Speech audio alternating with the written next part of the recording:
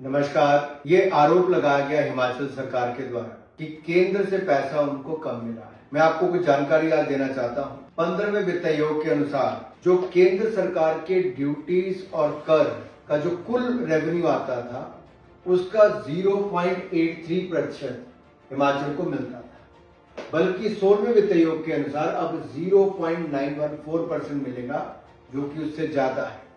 और यहाँ पे देखिए, हिमाचल को 2024-25 में मिला 10,575.20 करोड़, 2025-26 में मिला 11,561.66 करोड़ और अब 2026-27 में मिलेगा 13,949.97 करोड़, यानी कि लगभग 2388.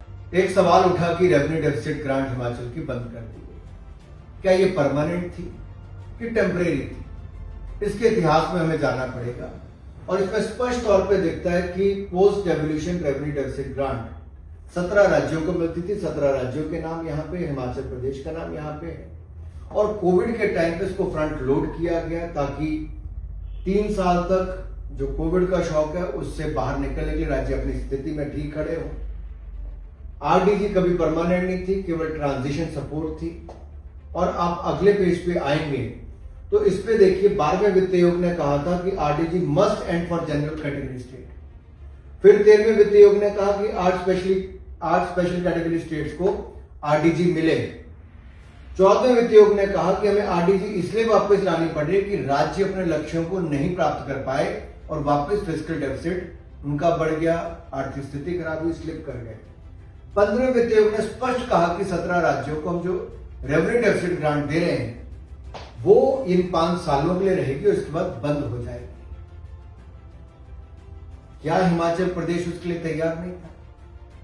क्या तैयारियां नहीं की? मैं आपको आगे बताना चाहता हूं उन्होंने क्या क्या कहा था। अगर आप देखेंगे, हिमाचल के अलावा 16 और राज्यों की रेवेन्यू डेफिसिट ग्रांट बंदी, पंजाब से लेकर बिहार से लेकर अन्य राज्यों की।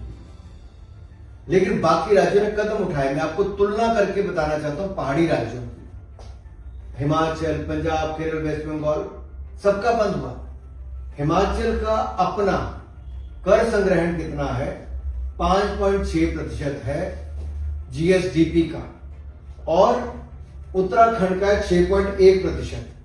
जीएसडीपी है राज्य सकल घरेलू उत्पाद, राज्य सकल घरेलू उत्पाद जीएसडीपी 5.6% हिमाचल उसका इकट्ठा करता है, उत्तराखंड 6.1% करता है। हिमाचल की जो रेवेन्यू रिसीप्ट, जो कर संग्रहण है इकट्ठा करना, वो 18.4% है जीएसडीपी का, जबकि उत्तराखंड का 16.1% है। और हिमाचल के रेवेन्यू एक्सपेंडिचर जो है वो 21% है, यानी कि कमाई से ज्यादा खर्चा है। उत्तराखंड के जितना कर संग्रहण है उससे खर्चा 15% है उनके जीएसडीपी का। फिर हिमाचल का जो फिस्कल डेफिसिट है, राजकोषीय घाटा, वो 5.3% है। केंद्र सरकार का 4.4% है। इतने बड़े देश के लिए उत्तराखंड का 2.5% है। कितना बेहतर उत्तराखंड ने मैनेज किया है। हिमाचल की रेवेन्यू डेफिसिट भी है और वो 2.6% है, जबकि उत्तराखंड का मात्र 1.1% है। और हिमाचल का जो कर्जा है वो कई गुना ज्यादा है, 42.8% है जीएसडीपी का, जबकि उत्तराखंड का मात्र 25.5% है। 5.3%, यानी कि हिमाचल का राजकोषीय घाटा 5.3%, उत्तराखंड का मात्र 5.5 और 2.5। और रेवेन्यू डेफिसिट कितना है? यहां पे भी 2.6% है हिमाचल का, जबकि उत्तराखंड का -1.1 है, यानी कि उनका सरप्लस पैसा उनके पास ज्यादा है। और अरुणाचल प्रदेश का 17.19%, यानी कि उनका पैसा सरप्लस ज्यादा है। लायबिलिटी कितनी है? हिमाचल की 42.8%, राज्य सकल घरेलू उत्पाद का 42.8% उनकी लायबिलिटी है, देनदारी। अगला, हिमाचल की कमियां कहां पे है? टैक्स इकट्ठा करने में कमी, डेट सस्टेन करने में कमी, कंट्रोल कुछ नहीं कर पाए। कई वीक पॉइंट्स यहाँ पे बताए गए हैं।